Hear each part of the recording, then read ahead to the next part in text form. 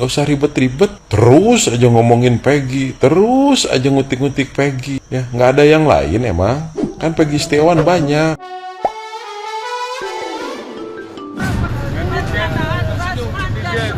Bagaimana ketua?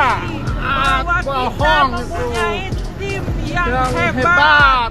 Pengacara Rasman sekarang vertigo. Bang, satu kata untuk Bang Rasman. Selamat menikmatin vertigonya. Pak Rasman. Di iNews. Di iNews. Dari mana aturannya? Kalau tersangka harus dipanggil dulu. Sudah dikaji tersangkanya tidak sah, DPO-nya tidak sah. Kalau udah DPO dipanggil dulu ya. Ya, kan bilang kalau DPO dari mana aturannya kalau DPO harus dipanggil dulu. Orang DPO-nya tidak sah. Ya, Anda belajar hukum nggak? Sebenarnya yang bikin gue emosi tuh bukan lebih ke Rasmannya sih, lebih ke media yang ngasih panggung banget buat si Rasman ini ya. Menurut gue tuh pendapat dia tuh nggak penting banget, nggak berpengaruh banget buat negara ini. Aduh, ya ampun. Karena semakin media-media ini ngasih panggung, ngasih dia keluar di media, ya, itu dia tuh makin ngerasa kalau, aduh, Anda itu sudah dipecat kan? Buat apa lagi sih? Hah? Mau ngelaporin hakim? Laporin sana, udah laporin. Hah? Yang Anda lawan itu bukan seorang hakim, tapi seluruh masyarakat Indonesia. Anda jangan lupa ya. Yang akan Anda hadapi itu adalah seluruh masyarakat Indonesia ya. Netizen Indonesia. Kalau Anda sampai berani mengulik-ngulik itu hakim, bukan cuman Anda yang bakal dirujak sama netizen, bisa-bisa ketenangan hidup Anda sama keluarga Anda juga bakal dirujak-rujak sama netizen. Pak Rasman, kalau Pak Rasman masih punya aib-aib dalam hidup ya, jangan suka ngulik-ngulik masalah orang lain. Bapak Hakim Sulaiman itu sudah menjalankan tugasnya sesuai dengan amanah yang dia miliki. Kalau dia sampai salah ngambil keputusan, emangnya situ mau tanggung jawab dunia akhiratnya? Bilang-bilang orang dukun lagi. Emang Anda pikir ilmu Anda tuh lebih tinggi daripada seorang hakim? Ngomong aja masih Hasil dari sidang pra-peradilan Peggy Setiawan menyatakan bahwa Peggy Setiawan tidak terbukti untuk menjadi tersangka kasus Vina dan Eki Cirebon tahun 2016. Ya, itu dinyatakan oleh hakim. Kenapa hakim menyatakan seperti itu?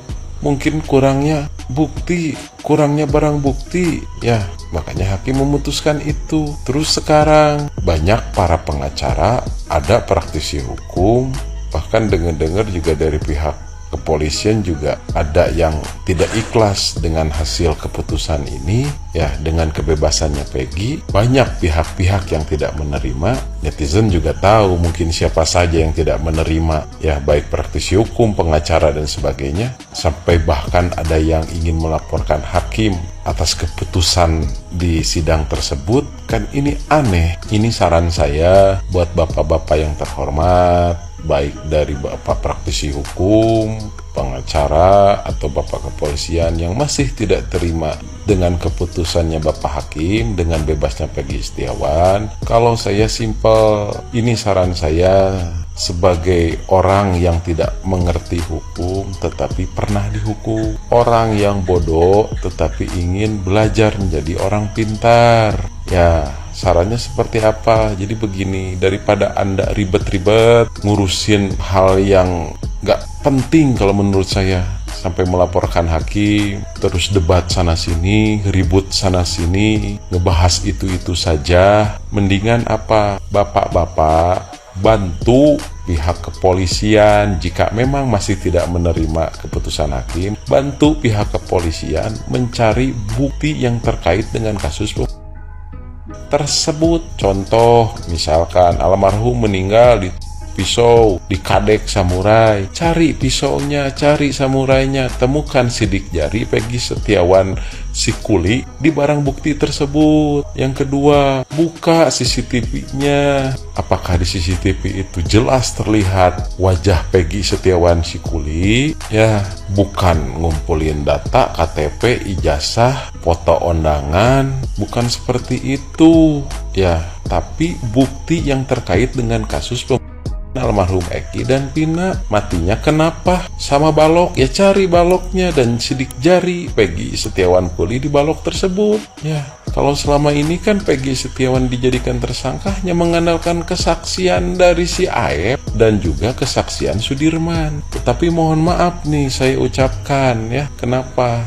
Katanya Sudirman ini punya keterbelakangan mental. Ya, masa iya orang yang punya keterbelakangan mental plus saksi Aep yang kesaksiannya tidak bisa dipertanggungjawabkan itu menjadi barang bukti utama? Kan tidak bisa. Ya, contoh orang dinyatakan sebagai pengedar narkoba kalau ada barang buktinya. Misalkan narkobanya ada, barang buktinya ada dalam jumlah bentuk banyak, ya. Terus dia juga mengakui itu punya dia untuk diedarkan, baru bisa jadi tersangka, jadi pengedar. Pasalnya pasal 112 ayat 2 atau 114. Kan begitu. Daripada ribet-ribet nggak jelas, cari barang bukti yang bisa mentersangkakan, mempidanakan Peggy Setiawan si kuli. Nggak usah ribet, malah mau memperkarakan hakim. Coba riweuh ya. Mendingan saran saya yang terakhir adalah jika keenam terpidana yang mengajukan PK itu dikabulkan, kita lihat hasil dari PK tersebut. Karena apa? Hasil dari PK tersebut itu bisa membantu para penegak hukum, bapak-bapak polisi untuk menyelesaikan kasus ini. Karena disinyalir keenam terpidana. Kenapa mengajukan PK? Karena diduga disinyalir ada kesaksian palsu yang menyebabkan mereka jadi terpidana. Makanya apa? Kita lihat hasil dari PK nanti. Siapa tahu PK-nya terbukti bahwa ada keterangan palsu. Nah, di situ polisi tinggal nyomot siapa saja yang keterangan palsu. Ya, ditanya, pres kalau bisa, biar mengaku. Siapa tahu ada dalang yang wow di balik kasus ini. Gitu, gak usah ribet-ribet. Terus aja ngomongin Peggy, terus aja ngutik-ngutik Peggy. Ya, nggak ada yang lain emang. Kan Peggy Setiawan banyak, ya. Pengacara Peggy Setiawan saja merasa dibantu sama netizen, sama masyarakat dengan bukti-bukti baik itu postingan, Facebook, dan sebagainya yang bisa dijadikan barang bukti yang menyatakan bahwa Peggy Setiawan ada di Bandung pada saat kejadian. Kan itu dijadikan barang bukti digital, ya. Bukan yang ngomong AIUEO, barang bukti nggak ada. Itu saja, sok. Salam waras dan well.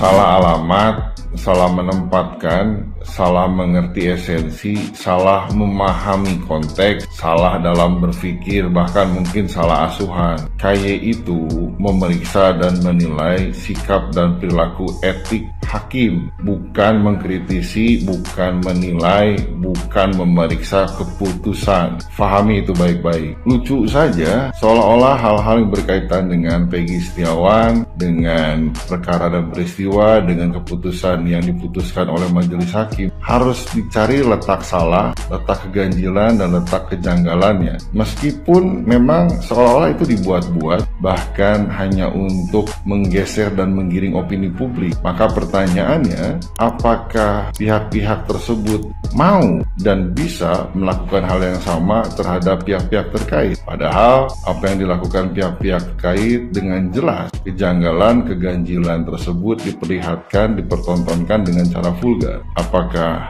bisa melakukan hal yang sama? Maka timbul pertanyaan, apakah pemuda, apakah Indonesia, apakah Jakarta merasa terwakilkan dan mewakilkan hal tersebut kepada beliau karena beliau merasa mewakili pemuda Indonesia Jakarta?